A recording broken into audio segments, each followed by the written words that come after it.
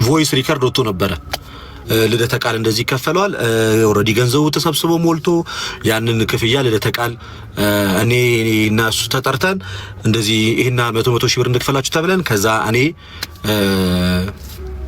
እንቢ አልኩኝ እሱ ግን ሄደ እኔና እሱ በግል ጉዳይ በተጋጨንበት ሰዓት ላይ ስሜታዊ ሆኖ የተናገረው ንግግር ነው ብዬ ነው እኔ ማምነው ፐርሰናሊ ስሜታዊ ሆኖ የተናገረው እኛን ለመክሰስ ለመውቀስ የሚፈልጉ አካላት ሪከርድ አድርገውት በስሜታዊነት ያሰብ ተመስገን እንደምታውቁት ብዙ ጊዜ ስሜታዊ ነው በቅርብም እንኳን ተናዶ የተናገረው ነገር ታውቃላችሁና እሱ ለተናገረው ንግግር እኔ ኃላፊነት አልወስድም እሱ ራሱ የተናገረው ንግግር ነው የምትጠይቁትም እሱ ነው ስሜታዊ ሆኖ የተናገረው ነው ብዬ ነው ማምነው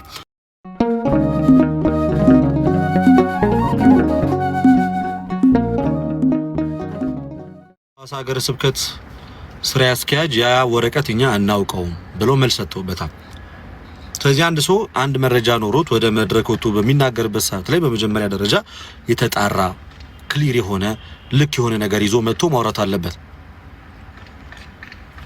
ይሄ ነገር እንዲህ ነው እንደዚህ ከእንደዚህ ሀገረ ስብከት እኛ እኮ ጎንደር ላይ ባደረግነው የገቢ ማሰባሰቢያ ወደ 63 ሚሊዮን ብር ነው ያሰባሰብነው ገና ከጎንደር ከመውጣታችን በፊት ወደ 23 ሚሊዮን ብር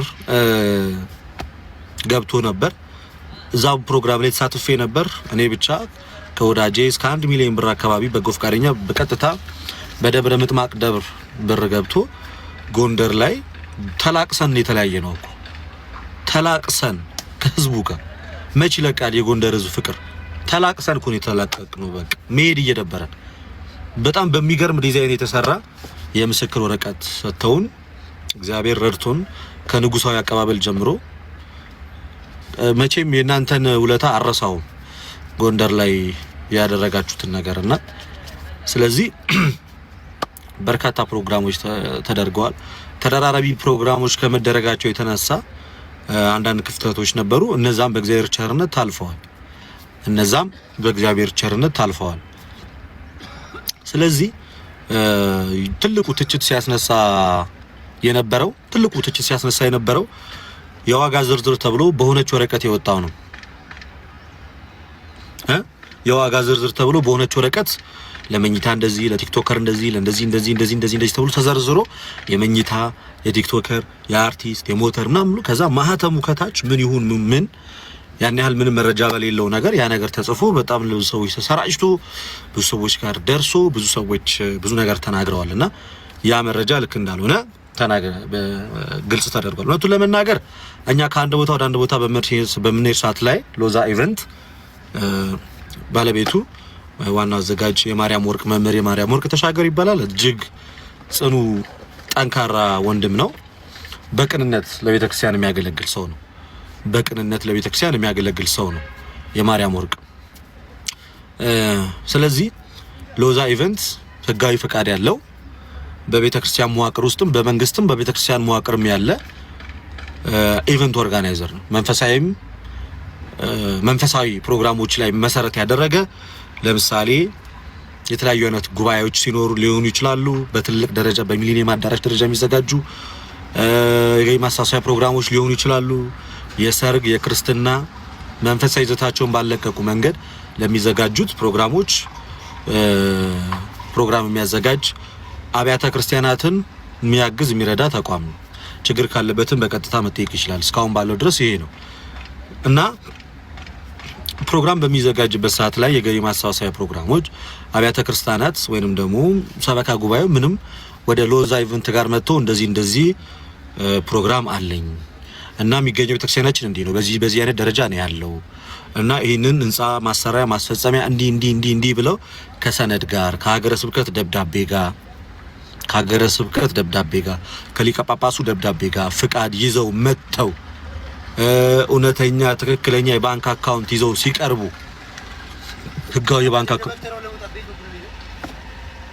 በዚህ እንደዚህ ወጣ እንደዚህ ነው ለዚህ ከዛ ችግር የለውም ከዛ ህጋዊ የባንክ አካውንት ህጋዊ ደብዳቤ ሞዴሬተሮች ስራችሁን እየሰራችሁ ህጋዊ ደብዳቤ ቤተክርስቲያኑ ያለበትን ሁኔታ በሚያሳይ ሁኔታ መረጃው ሲቀርብ ሎዛ ኢቨንት ፕሮግራሙን ያዘጋጃል ፕሮግራሙ አዲስ አበባ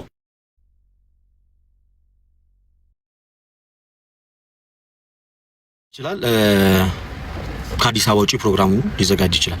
ፕሮግራሙ የሚያካትታቸውን በርካታ ነገሮች ዘማሪያን፣ ሰባኪያን፣ አርቲስቶች ይኖራሉ። ለምን የሚኖሩት እነዚህ የህዝብ አይን የሆኑ ኦርቶዶክሳውያን አርቲስቶች ይኖራሉ። እንደገና ዩቲዩበር ይኖራል፣ ቲክቶከር ይኖራል ለፕሮግራሙ እና ይህ ፕሮግራም ሲዘጋጅ ሆቴል አለ ፕሮግራም የሚዘጋጅበት። ከአዲስ አበባ ውጪ ከሆነ የትራንስፖርት አለ፣ የምግብ አለ፣ የመኝታ አለ። ከዚህ ወደዛ የሚሄዱ አካላት ለምሳሌ ምንድነው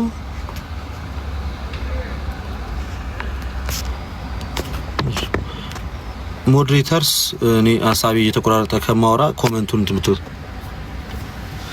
ስለዚህ እነዚህ አይነት ፕሮግራሞች አሉ እና እኛ በሎዛ ኢቨንት በኩል ተጠርተን እዚህ ፕሮግራም ላይ ስንጋበዝ ደብራቶቹ ወይንም ደግሞ ይሄ ፕሮግራም እንዲዘጋጅላቸው የፈቀዱት የጠየቁት አካላት እገሌ ገሌ ገሌ ይምጣልኝ፣ እነዚህ ሰዎች ይኖሩ ይካተቱ የሚል ሐሳብ ሲሰጥ ልደተ ቃል ሌሎችም ወንድሞች ይሰበሰቡና እንሄዳለን። ስንሄድ እንግዲህ እንደማንኛውም ሰው ልክ ለምሳሌ አንድ የሚዲያ አካል ከአንድ ቦታ ወደ አንድ ቦታ በሚሄድበት መንገድ ነው የምንሄደው። ለምሳሌ አንድ ሰባኪ ከአዲስ አበባ ወደ ጋምቤላ ለአገልግሎት ቢጠራ እዚህ ያለውን ስራውን ትቶ ነው የሚሄደው። ወደዛ ቦታ ሲሄድ የትኬት ሊሆን ይችላል፣ ትኬት፣ የደርሶ መልስ፣ የመኝታ፣ የምግብ እነዚህ ነገሮች ፕሮግራም የሚያዘጋጁት አካላት የሚሸፍኑትም ፊክስድ የሆነ ወጪ። ምክንያቱም እያንዳንዱ ፕሮግራም ወደድክም ጠላም ፕሮግራም ስታዘጋጅ በነፃ የምታዘጋጀው ነገር የለም። የአዳራሽ ኪራይ ልትከፍል ትችላለህ። የዘማሪያን፣ የመሰንቆ ተጫዋች፣ የክራር ተጫዋች፣ የዩቲዩበር እነዛ ሁሉ የየራሳቸው ሆኑ ኮስቶች ናቸው። ስለዚህኛም ተጣርተን ቦታ ላይ በምንሄድ ሰዓት ላይ እነዚህ ኮስቶች ይኖራሉ። ከዛ በዘለለ ደግሞ ከዚህ ሄደን እዛ ፕሮግራም ላይ አዘጋጅተን ለቆየንባቸው ጊዜያቶች ሎዛ ኢቨንት እሱ ራሱ ከቤተ ክርስቲያን ጋር በተነጋገረው መንገድ ለነሱ ይገባቸዋል። ለደከሙበት እዛ ከ1 ሰዓት እስከ 10 ሰዓት ለ9 ለ8 ሰዓት ደረቅ ወንበር ላይ ቁጭ ብለው ላሳለፉት የላይቭ ፕሮግራም እነሱም ይበላሉ፣ ይጠጣሉ፣ ይኖራሉ። ልጆች ያላቸው አሉ፣ ቤት ኪራይ የሚከፍሉ አሉ፣ ስራቸውን ትተው የሚመጡ አካላቶች አሉ ብለው አምነውበት የሚያደርጉት ክፍያ አለ። አምነውበት ቤተክርስቲያኒቷን ችግር ውስጥ ባልከተተ መንገድ ማለት ነው። ቤተክርስቲያኒቷን ችግር ውስጥ ባልከተተ መንገድ። ስለዚህ ይሄ ኦልሞስት ለአመታት ምናምን ሲደረግ የነበረ ነገር ነው። በቤተክርስቲያን አገልግሎት ውስጥ አንድ ሰው ከቤተክርስቲያን ካዝና ዘርፎ ገንዘብ ከወሰደ ሌባ ነው። በኮሚሽን ክፍያ ከወሰደ ሌባ ነው። እኔ እስከማውቀው ድረስ በአይኔ እስካየሁት ድረስ ሰብሳቢ እኔ ሎዛ ኢቨንት ነው አይደለ? ከሎዛ ኢቨንት ጋር በነበርኩበት ሰዓት ላይ አንድም ቀን አይቼ የማላውቀው ነገር ቢኖር ከተሰበሰበው ላይ ይሄን ያህል ፐርሰንት እኔም ተቀብዬ አላውቅም። ሎዛ ኢቨንትም ተቀብሎ አያውቅም። ተቀብሎ የሚያውቁ ቲክቶከሮችም የሉ። 5%፣ 20%፣ 15% እንደዚህ ብሎ የሚናገር ቤተክርስቲያን ወይም ደግሞ ደብር ካለ ሎዛ ኢቨንት እነ ልደተ ቃል ሌሎችም ወንድሞች በኮሚሽን ገንዘብ ተቀብለውናል፣ ከተሰበሰበው 50 ሚሊዮን ከሆነ 15%ቱን ተቀብለውናል የሚሉ አካላት በደብዳቤ መረጃ ይዘው ከመጡ እኔ ይቀጣል። አሁኑኑ ይሄው በኮሚሽን ተቀብዬ ከሆነ እኔ ከቤተክርስቲያኒቷ ላይ ገንዘብ ማለት ነው በማህተሜ በፍጹም አድርጌው የማላውቀው ነገር በጭራሽ ማለት ነው።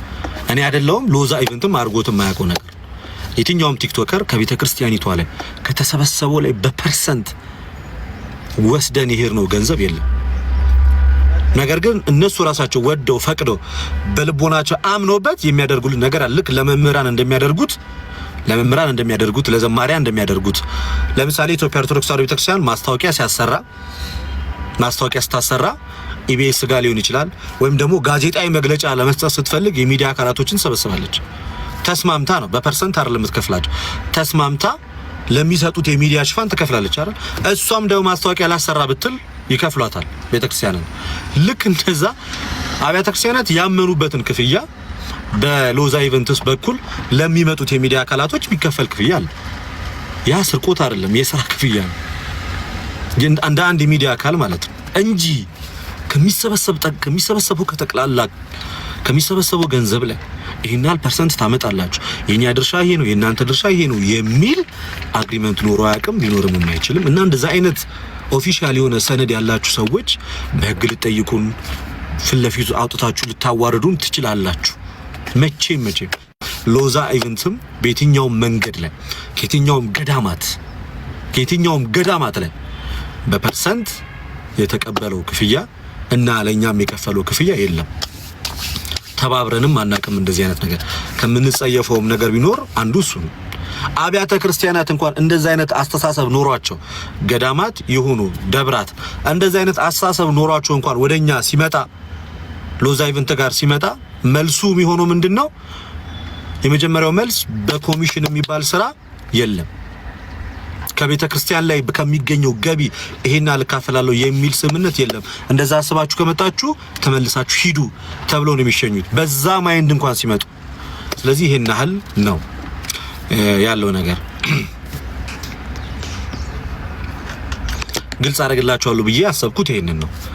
እኔ በማደርጋቸው በእያንዳንዱ ፕሮግራሞች ላይ የአልጋ አልተከፈለልኝ ወይ ተከፍሎልኝ ያውቃል። የትኬት ተከፍሎልኝ፣ የትራንስፖርት ለምበላበት ለምጠጣበት። ምክንያቱም ከአንድ ቦታ ወደ አንድ ቦታ ሲሄድ እኔ ያወጣው አይደለም እዛ ቦታ ላይ እኛን ስትሳደቡ ስናገሩ የነበራችሁ ሰዎች እኮ የራሳችሁ ስራ የራሳችሁ ህይወት ያላችሁ ሰዎች ናችሁ።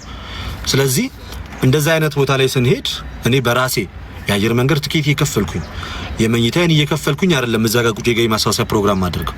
ይሄ የኔ ወጪ ስላልሆነ ገና ከጅምሩ ያ ደግሞ ስርቆት አይደለም። ከአንድ ቦታ ወደ አንድ ቦታ ስኬድ የትራንስፖርት ወጪ ያለ ወጪ ነው። በግልጽ የሚከፈል ክፍያ ነው።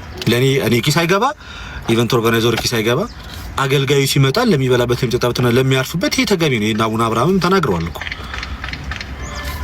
እሱ ብቻ አይደለም፣ ቦታው ላይ ሄደን ቁጭ ብለን ፕሮግራም ስናዘጋጅ እና ያን ሁሉ ሰዓት በተከታታይ ለ5 ቀን ለ6 ቀን ለ7 ቀን በምንቆይ ሰዓት ላይ አብያተ ክርስቲያናቶቹ አምነው ለኛ የሚከፍሉን ክፍያ አለ።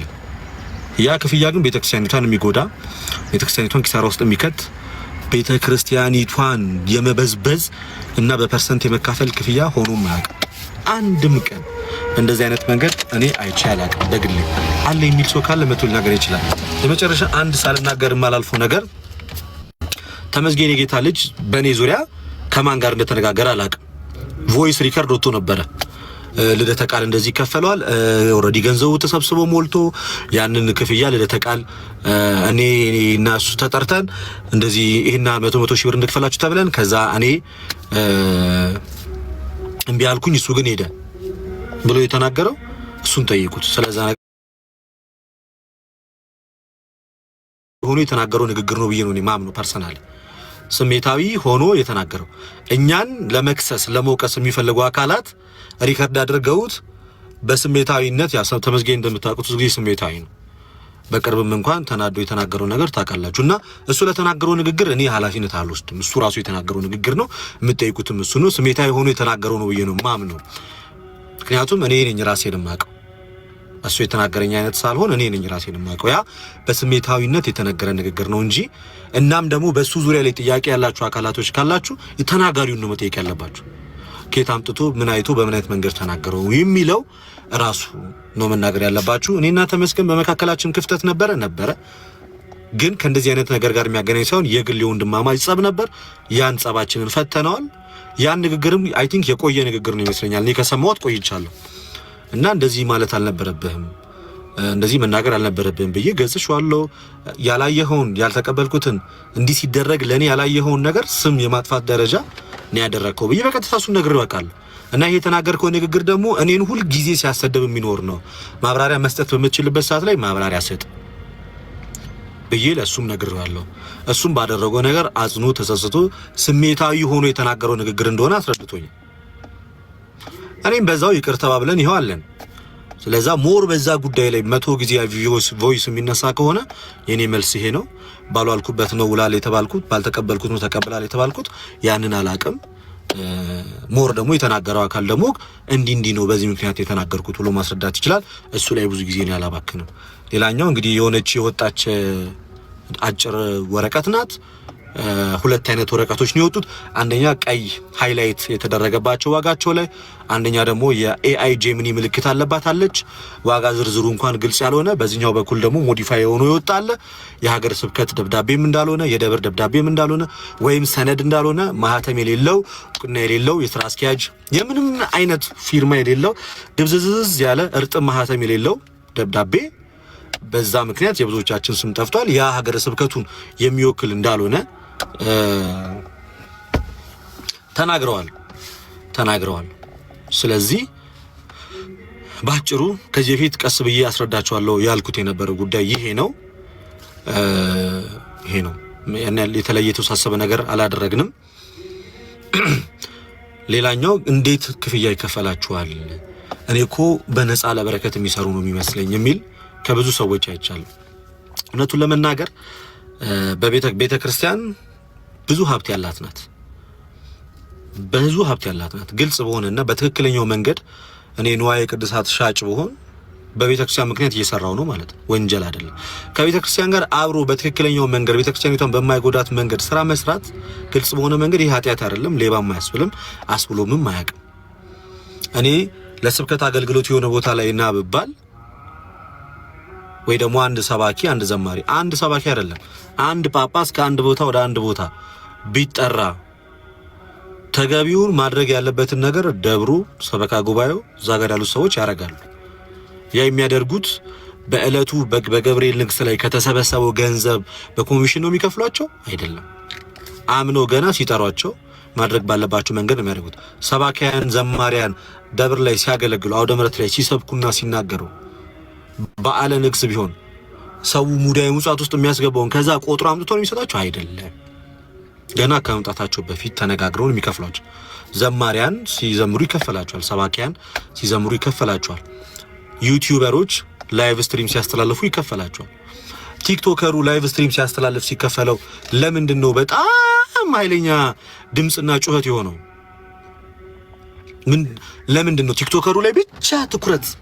ቲክቶከሩ አይበላም አይጠጣም ህይወት የለውም። ቲክቶከሩ ላይ ብቻ ትኩረት የሚደረገው ዩቲዩበሩ አለ፣ ዘማሪ አለ፣ አርቲስቱ አለ፣ ሁሉም አለ፣ ሰባኪው አለ፣ መድረክ መሪው አለ። ቲክቶከሩ ብቻ ተነጥሎ የሚቀጠቀጥበት መንገድ እኔ አልገባኝም።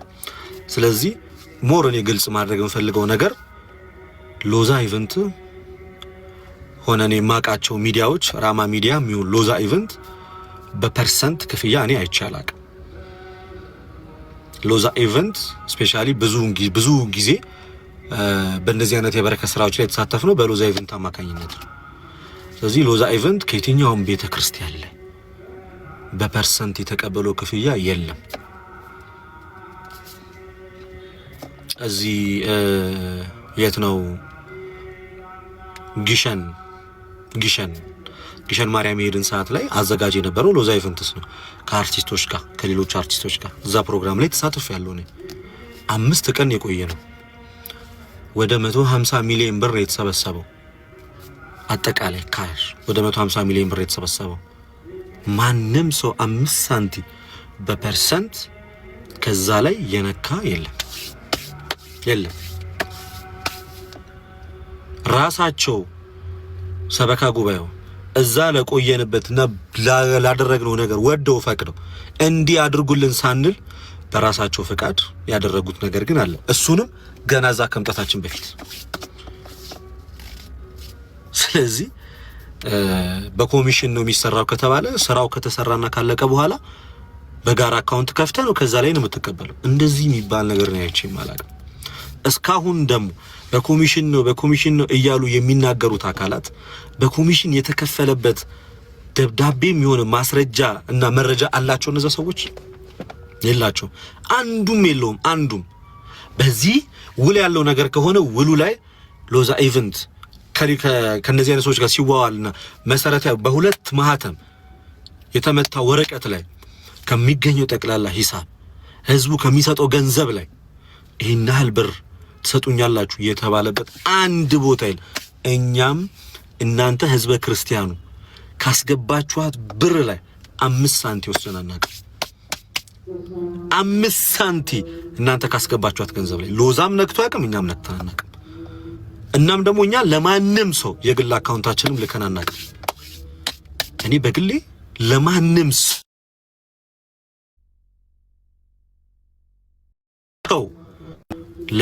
ሰው የግል አካውንቴን ሰጥቼ አላውቅም።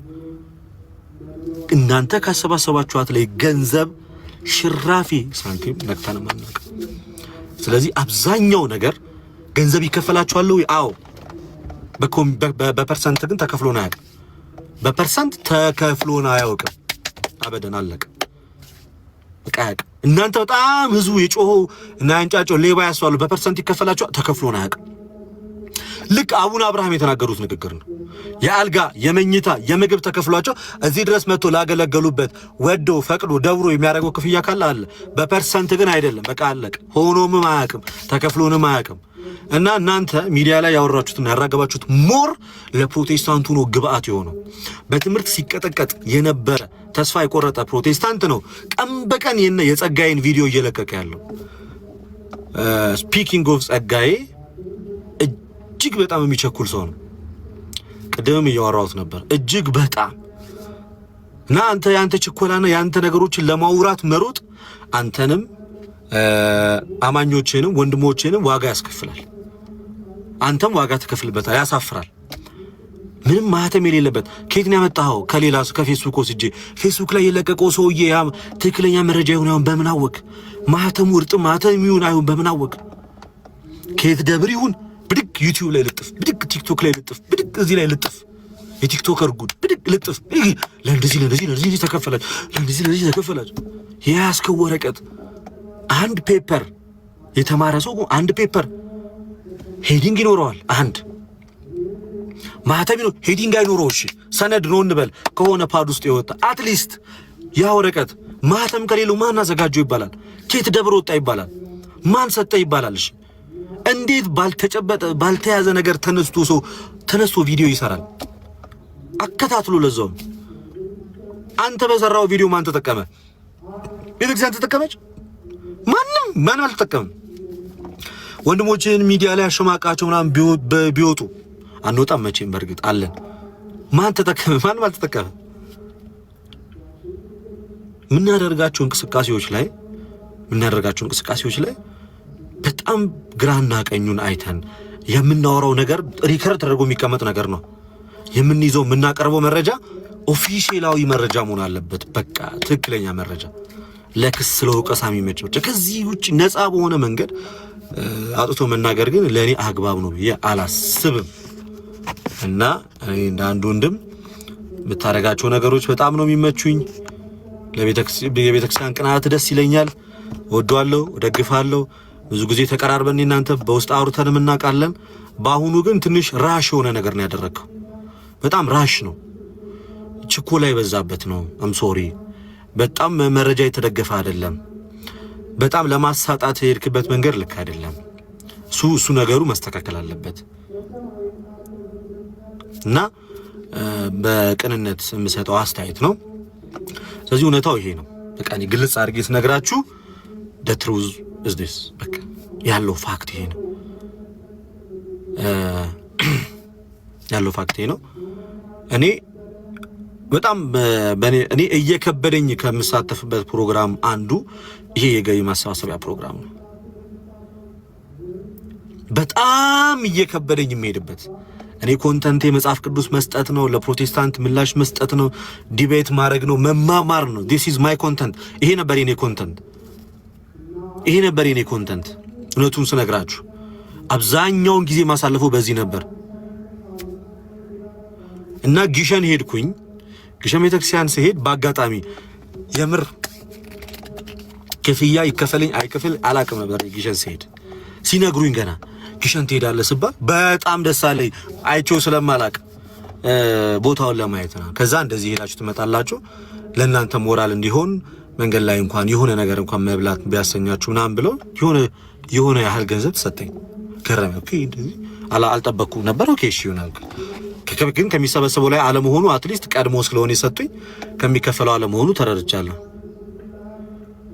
ከዛ ሄድን ግሸን ሄድን። በጣም ደስ ይላል። እጅግ የጸሎት ህይወት ነበረን። ከብዙ ሰው ተዋወቅኩ። ብዙ ወዳጅ አፈራው። በርግጥ በህይወቴ ደግሞ መወሰን ያለብኝንም ውሳኔ እንደወስን አደረገችኝ። ቢከብደኝም አንድ ትልቅ እውነት ገለጠችልኝ። 25 ቀን እንቅልፍ 1 ሰዓት እየተኛን ከአርቲስቶች ጋር እንዴት ፍቅር የሆኑ ሰዎች ናቸው። ከነሱ ጋር ረጅም ጊዜ በቃ የሚገርም ጊዜ ያሳለፈን ምናምን። ከዛ እኔ በግሌ የመጀመሪያ ስለነበረ ገቢ መሰብሰቢያ አዲስ ነው ለኔ፣ እንዴት እንደሆነ ማላቀም ፕሮግራሙ ስለዚህ በጣም በርካታ ሰው መጣ። ከዛ የገዳሙን አካውንት ቁጥር እየሰጡ በእኔ ብቻ ወደ 7-8 ሚሊዮን ብር ተሰበሰበ እና በጣም ነው የገረመኝ። ደስ አለኝ በሰዓቱ። በእኔ ምክንያት እንደ ጊሸለ አሻራዬን በማስቀመጥ በጣም ተደሰትኩኝ። በጣም ነው የተደሰትኩት። ከዛ መጣው። ከዛ ከተመለስኩም በኋላ አንዴ ስሜ ወጣ። በቃ አንዴ ስሜ ወጣ ገነነ። ጊሸን ላይ እኮ ልደተ ቃል ከወዳጆቹ ለቤተ ክርስቲያን እንደዚህ ያደረገ የሚለው አንዴ እኔ ከጊሸን ከተመለስኩ በኋላ እንደዚህ ያን ነገር ድጋሚ ይኖራል ብዬ አላሰብኩኝም ነበር። ከዛ በቃ ወደ አገልግሎት ተመለስኩኝ። ከጊሸን እንደተመለስኩ ከዛ አብያተ ክርስቲያናት እየሰሙ ገዳማት ይደውሉልኛል። አረ እኔ እንደዚህ ያን ነገር ያላቀም በተጠራውበት ቦታ ነው የሄድኩት። በጣም ብዙ ጥሪ ሲበዛብኝ መሳተፍ ጀመርኩ። ምናልባት የኔ መገኘት ዋጋ የሚያስመጣ ከሆነና ወዳጆቼ ቤተክርስቲያንን የሚያግዙ ከሆነ ይሄ ቦታ ላይ መሄድ ጀመርኩ እና በሚሄድ ሰዓት ላይ አንድ ጀግና ወንድም ሁልጊዜም ከኔ ጎን አለ። ታውቁታላችሁ። ምናልባት እሱ እንደዚህ መጥቶ አይናገርም፣ ግን አንድ ቀን የግል አካውንቴን ለቤተክርስቲያን ብዬ ልክለት አላውቅም።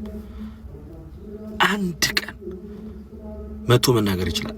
አንድ ቀን እኔ ገቢ ማሰባሰቢያ ፕሮግራም ሳደርግ ይሄን የኔን የግል አካውንት ሰጥቼው ከዛን ያስገባሉ ብዬው አላውቅም።